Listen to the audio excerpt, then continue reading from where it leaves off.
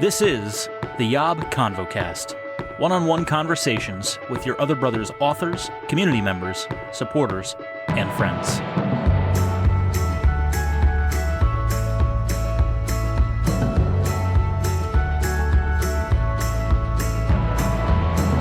What's up, friends, and welcome back to the YOB ConvoCast Enneagram edition. I'm Tom from the Jewel of the Blue Ridge, and joining me, he's the resident 9. He's as much Mr. 9 as Matt is Mr. 8. There's nobody else I would rather be talking to for this episode. It's my other brother, Ryan. What's up, Ryan? Hello. Hey, Tom. I get you all to myself today. I know. This is so rare that we get to just record with nobody else in the room. We used to. I feel like, did we ever record just the two of us? Maybe we did. I forget. We had a ConvoCast. We've done at least a couple. I can't think of a one-on-one whole podcast episode. Yeah, this is like somewhere between a normal ConvoCast because we will definitely go beyond the 25-minute mark here today. I am quite confident. But I'm so glad that you're here to talk about all things Enneagram 9s, the Peacemaker.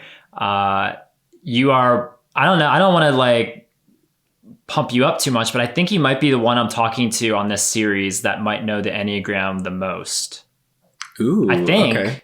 Well, you're only 2 episodes in now, so don't, you can wait and see how I don't want to goes. throw any shade to Matt. I mean, Matt will take the shade. Matt loves the shade, but I know you know more than Matt, as much as he's grown in the Enneagram in recent years. But that's why I'm really excited for this episode, because not only do you know a lot about the Enneagram, you also represent a substantive portion of our community as revealed on our Enneagram YOBcast. There are so many 9s in our community. So I hope there's going to be a chorus of amens throughout the world as you share your perspective. Not that you will be 100% in alignment with all of the 9s out there, but like you mentioned on the YOBcast, it's a rainbow, and there's various shades of which color do you want to pick out to represent you guys on the Enneagram rainbow today? Ooh. Pick a color.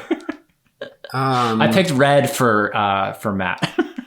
For Matt, I'm gonna go with blue. Blue is, and we're both wearing violet, indigo, maybe somewhere on that end. Yeah. That's kind of where I was leaning to. So we'll go with that. So various shades of blue and indigo out there, just like there are various shades of Enneagram 9s.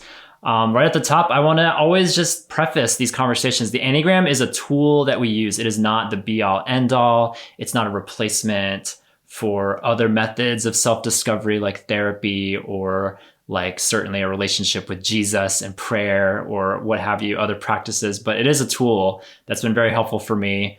It's been helpful to Ryan. It's been helpful to all of the guests that I'm talking to. And that's why they're giddy. I would say, I don't know. I don't want to speak for you. Are you giddy to talk about the Enneagram with me today?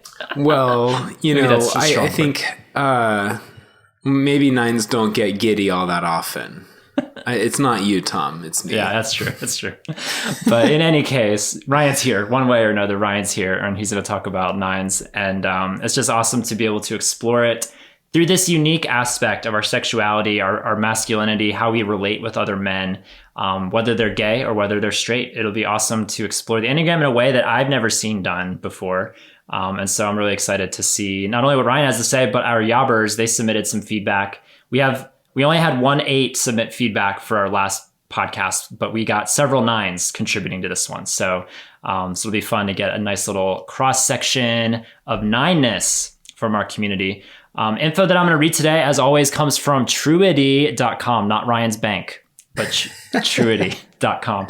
And also enneagramgift.com. When I talk about stress and security, there's some descriptions from enneagramgift.com. So thanks to those 2 websites for providing a lot of the content. Let me read what Truity has as the 9 description, and then Ryan, I'll give you 15 seconds to adjust it as necessary. Or if you want to lock in the Truity answer, you can lock it in as completely accurate. But if you want to tweak it in a sentence or 2, feel free. So here's how they define 9s, which are the peacemakers. 9s are defined by their desire to maintain a sense of inner peace and harmony and to avoid conflict or other emotional disturbances. They are typically agreeable, calm, and easy to be around. 9s rarely rock the boat, but they can be stubborn. While they typically go with the flow, they dislike being controlled and will respond with passive resistance if pushed too far. Yeah, I'd say that's a 98 out of 100. Okay. I think if I could tweak something a little bit, it's maybe the strive for internal harmony and the aversion to conflict feels a little more like I'm willing to shift my internal world, my internal expectations in order to avoid exerting pressure externally to me. We can talk more about that later. Yeah. As anything that gets referenced in the introduction, something else that's like I'm going to throw out there for all of these is what the primary passion or the vice is for all of these types, which is it's a good one. It's also an animal. One of my favorite animals, sloth. So sloth. As slothfulness enters your mind throughout this conversation, feel free to interject some slothfulness, which is the primary passion or vice of the type 9. Some quick stats. We shared some stats from our community on the Enneagram podcast, the YOBcast that we did. And Trudy did a study too. So it'd be fun to just kind of compare the general population stats with our own community stats. But in Trudy's study of more than 54,000 respondents, type 9s were found to make up approximately 13% of the population, 14% being women, 12% being men, which is slightly under from what our numbers were in our community. When we shared our numbers were about 16 to 20% of our community identifying as 9s. So take that for what it's worth, that, this is very, very loose scientific data, but it's something to play with. It's like, okay, do we have maybe slightly more male 9s in our community than the general population? Maybe, could be, but I could see that being true. If it feels true, it's true. Sounds good. Let's go with it. Let's go with that. Let's look at the 9's core motivations. And so once again, feel free to tweak or adjust this as you think fits with you. But this is how Trudy defines the 9's core motivations. 9s are motivated by their need for peace and harmony in their environment and the desires to avoid conflict and deal with unpleasant emotions. You're kind of touching on that a little earlier when you tweaked it. So I don't know if there's anything else that you want to tweak to that, but to carry it forward, it would be, how do you see those core motivations playing out when you consider your sexuality, when you consider your sense of masculinity, how you connect with other men, gay and straight? I'm really curious to hear what the 9, because it seems like relationship and harmony and connection, conflict, like these are things that are buzzwords that when you hear about the 9, these are words that you hear about. And I just feel like it's super relatable, whether you are a type 9 or not, just to hear how you parse that out. So, okay, in this little series, in the series of ConvoCasts, have you gotten into the subtypes or not? I don't know if it's called subtypes or the instinctual variants. So we have not. I've told people what I always say is, like, we want this conversation to be accessible to people who have no idea what that is. So you can feel free to reference it, but we won't have like a section on. I would love that, but it's not super important. Yeah, you can give the bare bones. Skim over it. Have you seen Runaway Bride with Julia Roberts? I have not. That is not a flick I've caught. Okay, so Julia Roberts' character, she is sort of known for going from man to man, and that's why she's called the Runaway Bride, because she'll get to the altar and then chicken out and panic and run. And so every man she's with, there's a scene where they're ordering breakfast, and the man she's with orders eggs a certain way, the way he prefers, and she just goes ahead and orders them the same way. And so she's with one guy and he orders them like scrambled or like over easy or something, and then the next guy, he orders them like egg whites only with spinach, and she orders it the same way. And then she's with Richard Gere, and she does the same thing. And then at the very end of the movie, and so it's something that Richard Gere points out to her and says, "Look, you just order the same breakfast as whoever you're with. Like, aren't you your own person? Like, do you even know what you want?" And she takes that to heart and experiments with all these different ways of cooking eggs. And at the very end, she tells Richard Gere, eggs Benedict. I like eggs Benedict. That's how I want my eggs. And that is what it's like being a 9. As a 9, especially in terms of like romantic relationships, I feel like Julia Roberts with her eggs, you know, like every guy I've been into, I've sort of adopted or tried to adopt some of the same like tastes, some of the same interests. You know, I'm like interested in a guy who's big into basketball. And for a season of my life, I convinced myself, oh, I think I could be into basketball. Like, I think I could like listen to the podcast and read the blogs and figure out what's going on. And then eventually like reality kind of settles on me and I realize that's really not who I am. Like I have to kind of let go of that. And I found that it is super important to me to be able to have things that I like that aren't shared with people I'm like emotionally involved with. You know, for a number of these friendships that had some element of like attraction or romance or passion to them, you know, I was trying to get them into like Sufjan Stevens, my favorite musical artist. And I would get so frustrated that like, oh, I'm listening to his music. Why won't he listen to Sufjan Stevens? Why won't he like what I like? I'm liking what he likes. But it just didn't happen. And then I realized one time, like after this falling out happened, that like I'm going back to Sufjan Stevens and I'm listening to Sufjan Stevens and crying, and I'm thinking, I am so glad I have Sufjan Stevens. Like I am so glad that I have this thing that's mine that I didn't share with this guy. That I can sort of like, that it can be part of me and a refuge I can go back to. And so I think to sort of wrap it all up into an abstract statement, take the concrete and put it all into an abstract statement that maybe other people can take and relate to. I think often 9s just want to sort of merge. That's the big word, merge, with the person they're close to or attracted to.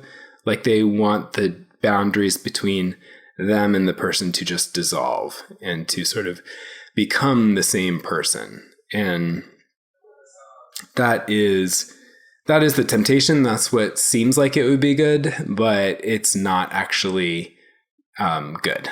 You have to learn how to be your own person and enjoy being your own person. Yeah, well said. You threw in some metaphors and some other, and I love Sufjan of being like a refuge for you. What a great like tangible example of like a stake of your own identity. Yeah. In this conversation. Yeah, it's really good. I love that. Let me read a couple YOBBER's feedback because we got a few that submitted answers to our questions. So I'm excited to hear how they land with you. One person said about conflict avoidance. Conflict avoidance is definitely a big motivator for me and probably one of the reasons I've chosen to be selectively out, because the idea of having to deal with opposition and argument from people, Christians or not, who don't agree with my choice, ... is too overwhelming. You're publicly out, right, Ryan? So how does that hit you as like somebody who is selectively out, because it's just the hoops to jump through and the conversations to have are just like too much at this point in life? I think I get it. You know, for me coming out, I came out publicly, and at the time I was working in the kids ministry at my church, and my coming out publicly was like posting on social media, posting online or whatever. And so parents would come and pick up their kids, and sometimes they would be, sometimes the parents would be a little more cooler than usual. Sometimes they'd be a little warmer than usual. And I just had to, and I wondered, oh, is it because they know that I'm gay? And I just had to let go of that. I just had to tell myself, you know what, you can't manage that anymore. You can't be in charge of that anymore. And I think for me, actually being a 9 helped with that, because when you're a 9, you're good at, you're kind of good at letting things not be your job. Like I'm really good at seeing something and telling myself, hey, that's not my job and I don't have to worry about it and I don't have to do anything about it. And I actually like listen to myself when I tell myself those things. And so I think that's a way that I think being a 9 helped me be out publicly. That's probably, that's a journey of getting there too, I'm sure. Of like, I'm sure it's easier said than done for a lot of people. Of like, that's their side of the fence. That's their issue. I have to tend to my side. And you shouldn't come out unless you're ready to do that. Right. But that's cool. Yeah, it's cool to hear a contrast of someone who's selectively out, someone who's publicly out like you. So thanks for chiming in. I wish I'd read this one first because you had just been talking about it, but someone else said this. I don't like confrontation, don't ever want to start one. When I meet with someone for the first time, I try to find some common interests that we both have. If they might be interested in something else that I'm not in, then I try to learn more about it. So I think that's good. I think on the surface that sounds good, right? But you also, I think your word of caution would be like, just make sure you don't make that this like central driving force of the relationship that if it's something you're legitimately not interested in, or if it kind of steals more from you than adds to you, maybe that would be something to differentiate. Yeah. And like, don't forget how to enjoy your own life without that other person. Although it's shocking, Mr. Ryan, that you live in North Carolina, like the state of basketball, and you just couldn't, not that I'm into basketball either, but see, it's hard to avoid. It's everywhere. It's everywhere. Yeah. From coast to coast. The one thing I'll definitely confirm what that person is saying, that I feel like my 9 personality allows me to get along with a whole different, like a large variety of people. Like I can get along with so many different kinds of people, and it's amazing to me how I have like all these different friends and they don't get along with each other. And I'm like, I get along with both of you. I don't see what the problem is, but other people just don't have that same capability. You got a superpower. You're the bridge. You're the bridge between warring factions. I feel like the flip side of that is sometimes I feel like vanilla ice cream. Like it's good with anything, but it's just vanilla ice cream. It's the best. I love vanilla ice cream. I could just eat vanilla ice cream plain. It's so good. Vanilla bean in particular with those little dots that are in it, that's the wing 8. Those little dots. We had one person who submitted feedback who I know that and he took this very seriously. Like there's most people who submitted feedback, they wrote 3 or 4 lines, which is, I'm not complaining. That's great. I love that. But then we have this other person who wrote like a novel of answers to these questions. I am looking at this dear person's response right now on my screen. Okay. So you can follow along because I want to read the whole thing. I want to honor the whole thing, even though I could have edited it or tried to pick out a highlight or two. So I'll just read the whole thing. And then real quick, if you have anything to chime in on afterward, go for it. But he said this about motivations. Peace and harmony are certainly at a core of the 9 type, but I think a more powerful word that might set this type apart from another number who values peace and harmony would be that of seeking union with the people they find themselves alongside. I think what strikes me as so differentiating to a 9 is their innate desire for union. They will forego recognizing their own desires, emotions, opinions, feelings, even hatred, to feel at one or in union with a singular person, the collective, or ironically, their own system or liturgy or patterns. So little knowledge of who they are or what they want is ever really cultivated or confirmed without intentional and purposeful exploration. When it comes to sexuality, I find the whole of my routines and interests impacted by the routines and interests of the person that I'm most trying to gain union with. This may appear as flexible or versatile in the workplace, or even emotionally reciprocal or intentional in personal interactions, but deep down, to some extent, it is self-forgetful and slothful to my own identity or needs. My individual is more greatly impacted by an individual that I'm attracted to. On a surface level, there's also some intrigue to individuals who seemingly actually have identity that I can emulate or morph into. Albeit I am a countertype, so the extent I get to be accepted might seem 2-ish or 3-ish as they appear more high energy or non-slothful. But the distinguishing drive of union versus being loved and valuable, I believe, is still present. A noticeable proof of this might be in my own sexual attraction towards what I have identified as more masculine, or at least traditionally expected gender norms that I don't believe are as present in me. Especially the norms that were valued in my family growing up seem to reoccur as features in the individuals I find most attractive and that I try to morph into. And so my question for you, Ryan, is, am I talking to the wrong person? Should I be talking to this person instead? Well, this person is really wonderful, and I know you're listening, and I love you very much. We could have had a great conversation with him too. Yeah, for sure. I gotta give you the first crack, and I'm so glad you're here, Ryan. But yeah, that's a lot of good stuff in there. Anything that jumps out at you? I mean, he makes a really great point that people don't use the word union enough to talk about what a nine's motivation is. Like people probably overuse peace, and I think peace is part of it. Like I tell my therapist a lot, like, I just wasn't at peace, and so that's a big thing. But I think the peace, it's peace for the end, or to the end of this harmony and this union. Like it's not just a lack of conflict. It's a harmony, it's a union. It's everything fitting together. It's everything meshing. And the union does speak to the kind of merging drive I described earlier. Yeah, this was really great to read, just like you said, because I've heard the buzzwords. I've heard peace, I've heard harmony, and I've heard merge. Those are like the big three words when you talk about nines. But union, that is a really good one. And maybe from now on we start calling you guys union makers. Yeah. Union seekers or something. I think that's fun. I like what he says. A noticeable proof of this might be my own sexual attraction towards what I have identified as more masculine. Or that I don't believe are as present in me. And so I think I do that too, where I have an attraction to merge toward people who have attributes that I wish I had. And I don't know if other types do this.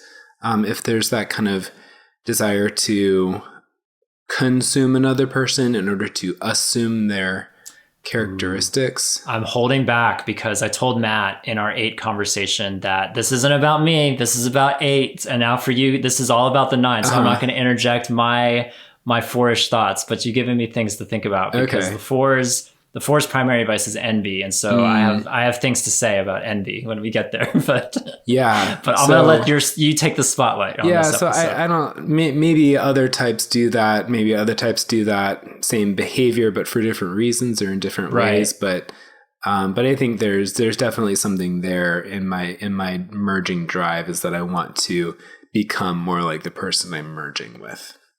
Yeah. Yeah, no, that's super fascinating. It's cool to hear you echo the same sentiment as this other beloved 9 in our community.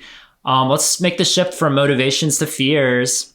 Always a fun shift to make. 9's deepest fears. 9's fear being too needy and thus pushing people away. They cope with this fear by submitting to the desires and agendas of the people around them, being agreeable in order to be included.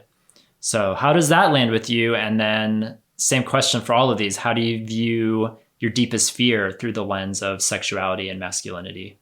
You know, I got to be honest. I don't think I'm as in touch with my fears from an Enneagram perspective as I could be.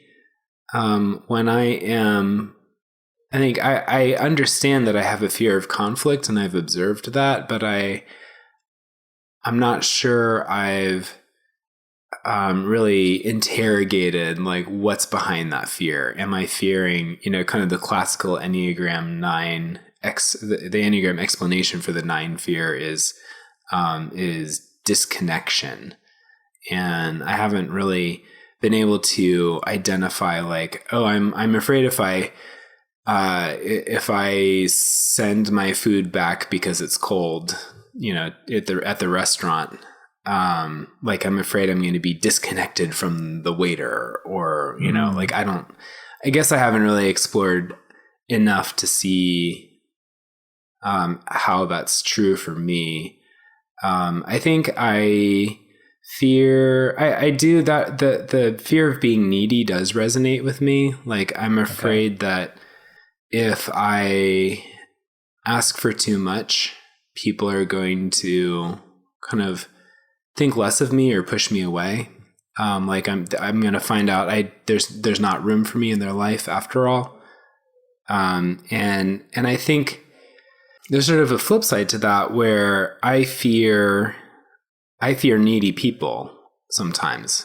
Like I fear people's needs kind of like imposing on me, making demands of me. And and I fear the commitment it incurs to start taking care of someone, because it demands work, and Enneagram 9s are a little slothful. So it's, work is kind of a tough sell. It's like you have this vial of energy, right? Yeah. And then you have it to divvy up throughout the day. Yeah. And it just runs out so fast. And so maybe, I think maybe one reason that I fear being needy, I fear exposing my needs to the world, is because I know how I am tempted to treat needy people, and I don't want other people to treat me that way. Very interesting. I love how you turned it outward as far as your neediness and then others' neediness as well. That's super interesting. Here's some YOBBER feedback for this question about the Enneagram 9's deepest fears. Somebody said this: one of the things I've found most difficult, as most of my friends have gotten married and I've committed to singleness, is that I need my friends more than they need me. They have that intimacy and closeness already there, and I feel like I'm offering less than I'm taking. And that makes me so fearful that they know that too, and my friendship is a burden to them. It has been helpful to be more open about this fear with friends who know I'm side B, because they can help dispel the fear a bit. Yeah, I resonate a lot with that fear of being like on the bad end of the deal, like being the burden. Like, I don't want to be a burden. And I think a lot of my coping with that is trying to shift my needs and my expectations and my wants internally, and convincing myself I need less or want something else, so that I can be less of a burden and present less of that need, less of that want, less of that expectation to the people around me.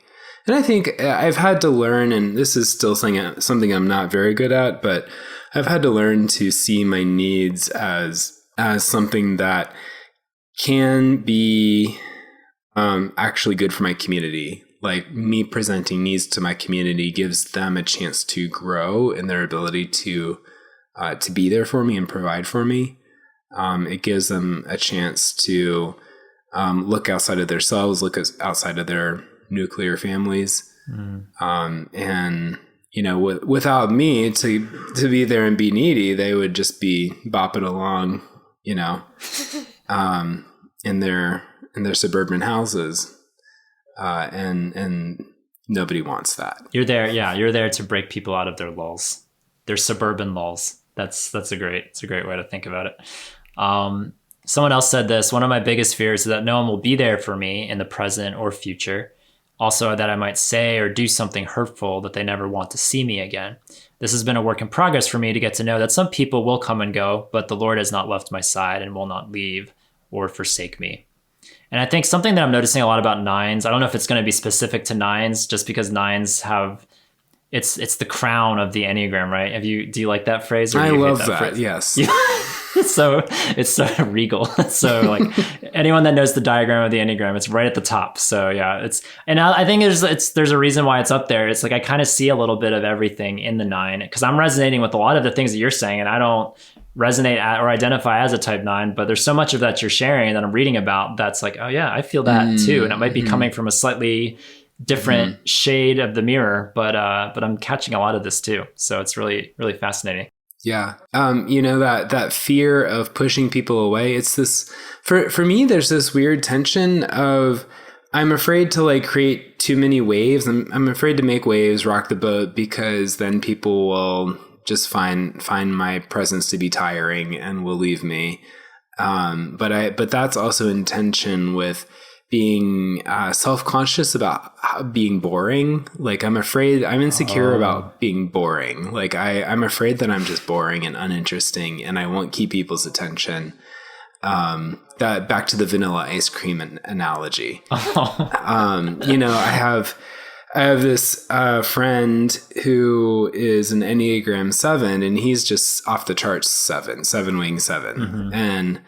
And whenever I'm about to hang out with him, I'm just like, worried that like, oh, this 7, I'm just not gonna keep his attention. Like he's gonna be like, why do I spend time with Ryan? That was such a like low energy waste of time. And then I realized, no, 7s like they just make their own fun. Like he's not gonna have a bad time because he knows how to make it a fun time. Right. But there is still that kind of tension between, I don't want to be too, I don't want to rock the boat, but I also don't want to be boring. I see. Well, I will affirm you, Ryan, because there's a reason you've been on the most YOBcasts after me. It's like, I get so much out of talking to you, and I know our listeners do too. So, well, thank you. I don't know. I can't speak for how you are with all of your other friends, but when you spend time with us in the YOBBERverse, it's always a good time. More than vanilla ice cream, maybe even butter pecan. Ooh, okay. I'll take that. Take that, yeah. Okay, and then finally, our Enneagram 9 in training, Mr. 9 Jr. Here's what he had to say. A fear of being excluded is certainly a driving force. I often use the language of separation myself, as it pairs well with union and gives more distinguishing language than the obvious desirable quality of inclusion. I, of course, want to be included, but it even causes me dis-ease to be separated or out of harmony with someone. Even individuals I don't particularly like or desire to be associated with could cause me dis-ease when I or my actions cause separation or disunity. Even with my quote-unquote enemies, if a 9 could ever admit to having them, are people I feel a desire to keep union with as far as I tend to interact with them. For a long time, and I think even now, this fear of separation was a driving force for my inhibition of any realization of my sexual identity. As it pertains to my core desire, I did find fulfillment and, in non-genital ways, sexual gratification from being included with the group. But same-sex physical intimacy was an obvious threat to my inclusion with others. I can see how I will purposefully forsake my willingness for same-sex physical touch, culturally appropriate labels, gay, or traditionally flamboyant or feminine actions to maintain acceptability with my tribe that I participate with, in order to maintain my union with the group identity. Even when I practice varying degrees of the 3 categories in different circles, I feel the distinct dismissal of any personal desire in one of these 3 areas when I enter a community that I am seeking to maintain unity with. Oh, so much there. Yeah, when I'm part of a group where I love the people and I feel like I belong, and I start to feel like we all belong together, and I just want all of us to be friends, and I just want all of us to think mostly the same way and have mostly the same beliefs, at least. And it can be sort of frightening to me when that turns out not to be true. Like if it turns out we're not actually all friends, or actually that guy believes some really weird stuff, or at least stuff this other person disagrees with, or I disagree with, that can feel kind of threatening to me. And so I resonate with what he's saying about kind of putting off the coming to terms with my sexuality, or like coming to a place of working out how my faith interacts with my sexuality, or what it means to follow Jesus as a gay man. I see how I put that off for a long time because I didn't want to, because I was sort of like taking this unity with my in-group and pretending it was conviction when it kind of wasn't. It's not the same thing. And so there came a moment where a close friend of mine, I was sort of confiding in him some doubts and some struggles, and he said, well, I think it'd be fine if you got a boyfriend. Like, I don't think the Bible says you shouldn't get married to a man. And that shook me deeply because I felt this unity with him that suddenly I didn't feel like I could feel anymore. And that was kind of the moment when I realized, oh, I have to actually figure this out for myself. I have to, back to the Julia Roberts thing, back to the Runaway Bride reference, I have to figure out what eggs are mine, like how do I like these eggs cooked? And so I think that's one of the one of the beautiful things about nines is that once we give up that sort of like false conviction that comes out of this desire for unity, this facile, how do you say that word? Facile? I say facile. Facile, like drive for unity. Like once you get to the other side of that, you can find some really rock hard convictions that are just like rooted deeply in the stubbornness of being a nine. Like I like to, I don't know, another like word image that I have for my interior life is, sometimes I feel like a jar of marshmallow fluff with random like diamonds inside. Like it's marshmallow fluff until you hit a diamond, and then it's the like hard smooth surface of a diamond, and you're not chipping it. So there are like a few of those diamonds in my marshmallow fluff of a heart, where like it's just not budging.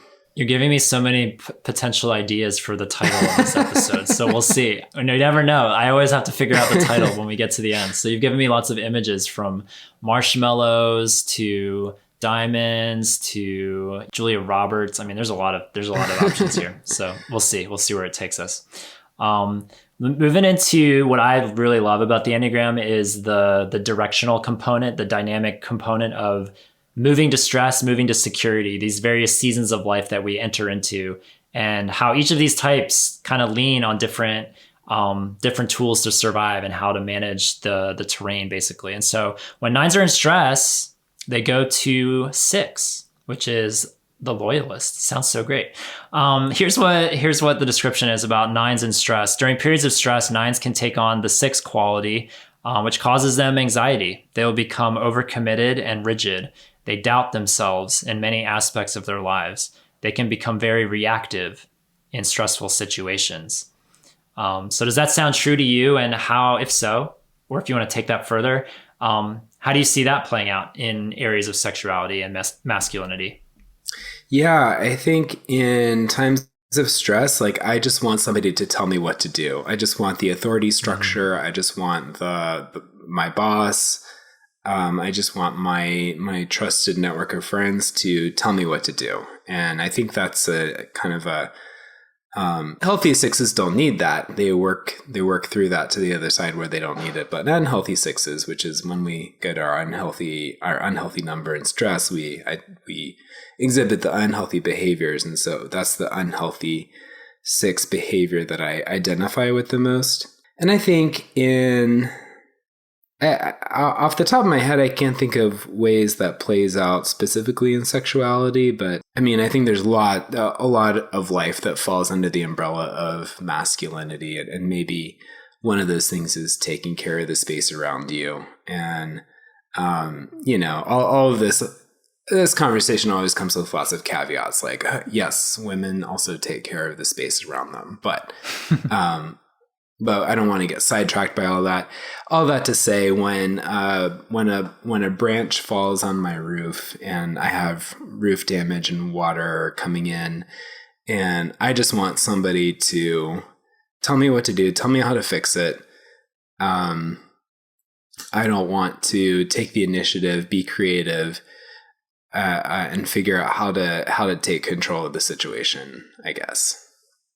Yeah, it's interesting how you put that as an example, because I see, from what I know about 6s, like 6s, they're called the loyalist, and they are, my experience with certain 6s in my life is like, yeah, they are extremely loyal and they'll stand by you. And that's interesting that you use the metaphor of like sort of like an employment structure. Like you want somebody above you to just tell you what to do. Like I think a 6 is a great, if they love their company, or if they're a good, like they'll be the ones to show up to work on time, or they'll, do what they're supposed to do. If they feel that sense of commitment, that loyalty to the vocation, to the place, to the boss even. And so it's interesting to see that playing out in your life when you're going through a time of stress, that you just want that something to hold on to, something to latch onto, to just follow A, B, and C all the way down.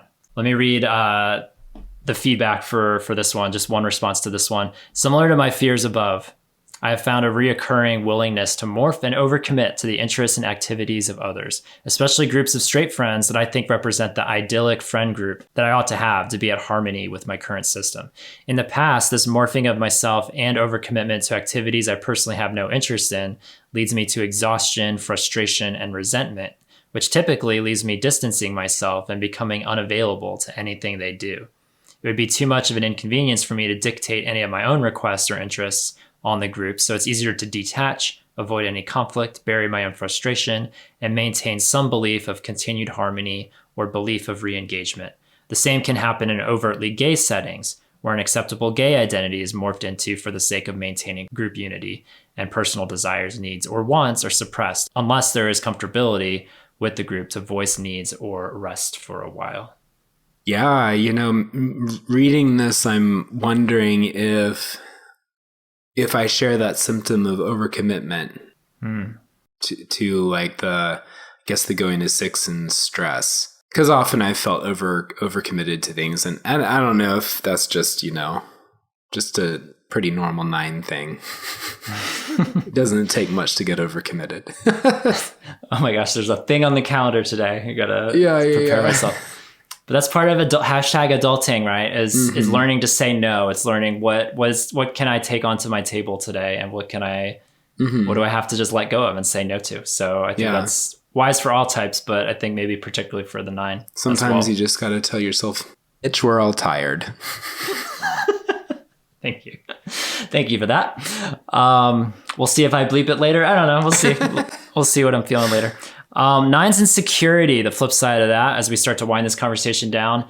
They go to 3, which is such an interesting jump from 9 to 3, which is the achiever, the performer.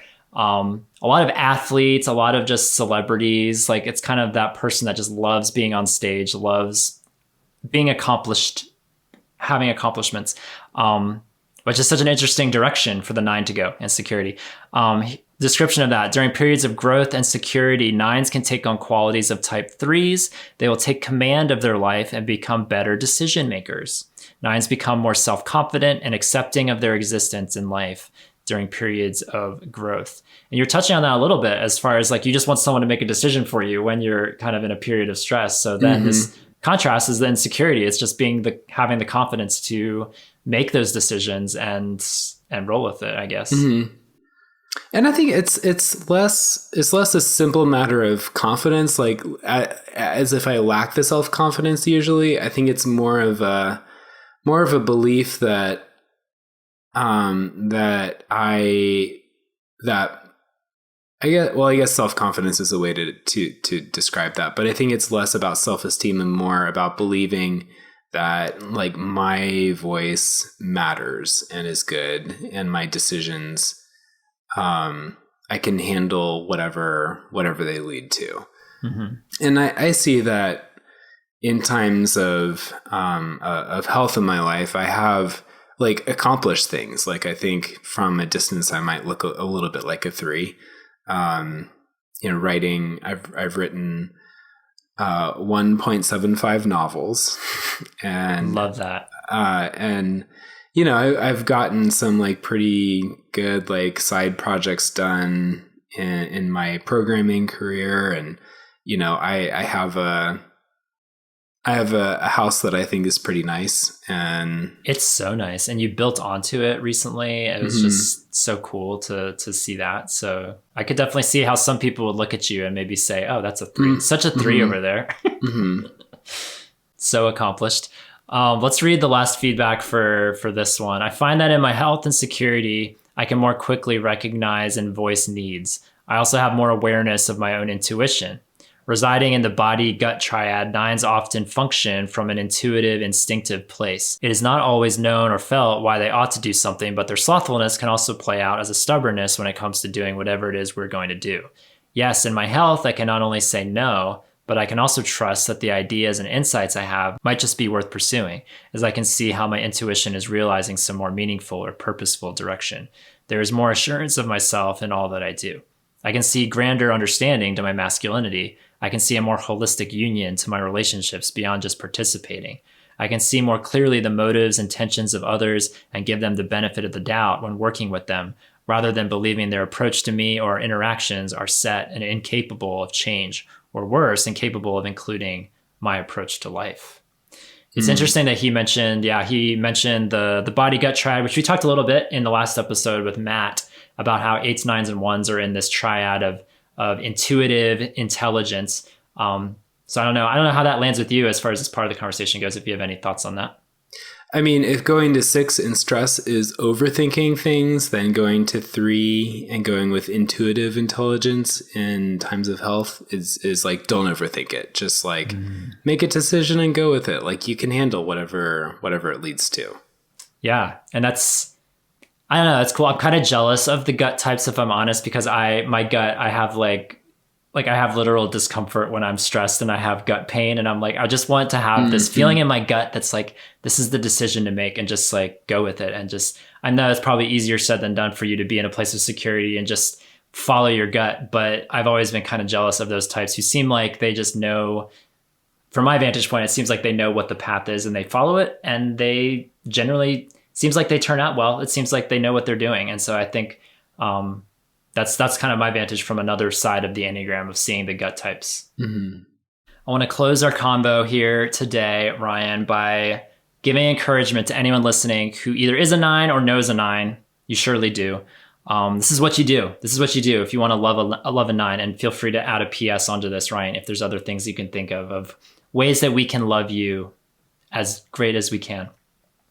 If you love a 9, you have found someone who is known to be the most gentle, peaceable, and altruistic of all the types. This energy spent merging with others' needs, however, can make them slothful. If you have to rouse them, consider yourself lucky if they will move in the direction you want, since they may honestly care more about you and the relationship than themselves.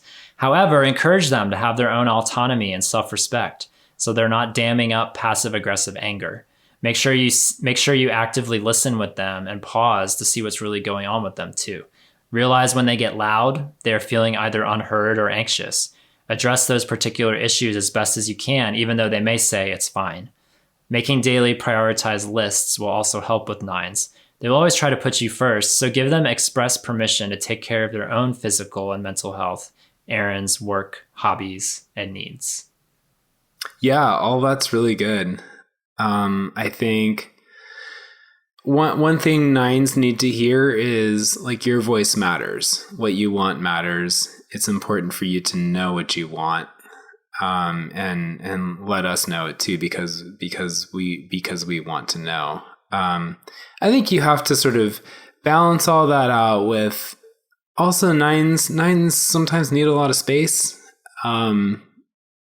Like if we're not merging, then sometimes we just want to be left alone. And I think you have to understand that it's not personal. It's just, we run out of energy pretty fast, and we need that time to recharge and reconnect with ourselves. And like we need to be told your voice matters, but honestly, try to keep it to like the actually important things, like this is one thing I just want everyone to take away with about 9s is, if we're at a restaurant and we order food and the wrong food comes from the kitchen for me, and, maybe I ordered a hamburger, I actually got a tuna melt.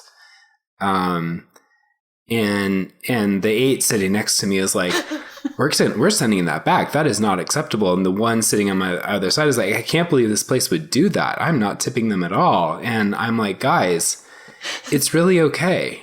I like tuna melts too. Like, because internally, see, this is what I was saying earlier.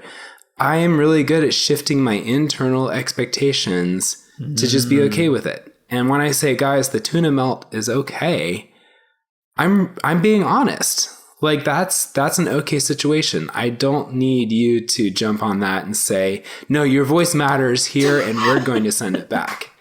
Like that is not actually loving to me at that point. So just try to figure out, try to just read the room, right? Like, is this a really important thing? No, it's just a tuna melt. It's fine. He's going to be fine.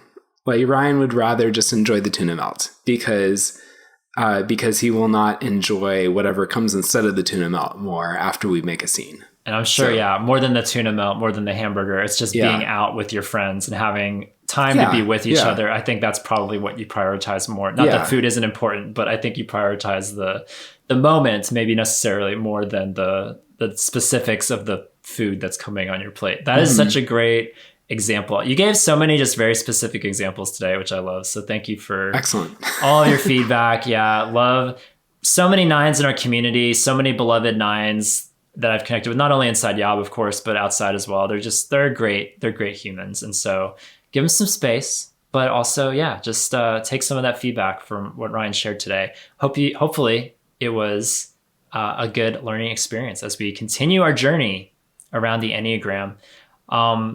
This has been so great, Ryan. Thank you for coming on. Thank you for sharing. I know we could probably talk so much longer. Maybe we'll do a sequel someday, but this is a great primer of Nine-ness. We'll just direct people to this episode for years and years to come.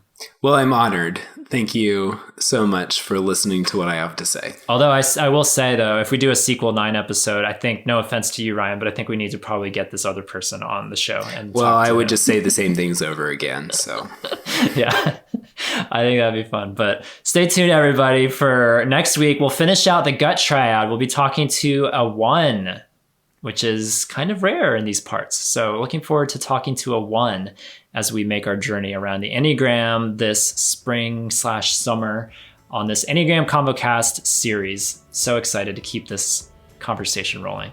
Thanks, brother. Thanks for being here. And I'm sure we'll be talking again soon. Yes. Thank you, Tom. Whenever that YOBcast rolls back around again one day. We'll get there. So until we cast our next Ennea Convo, see you guys later. Bye.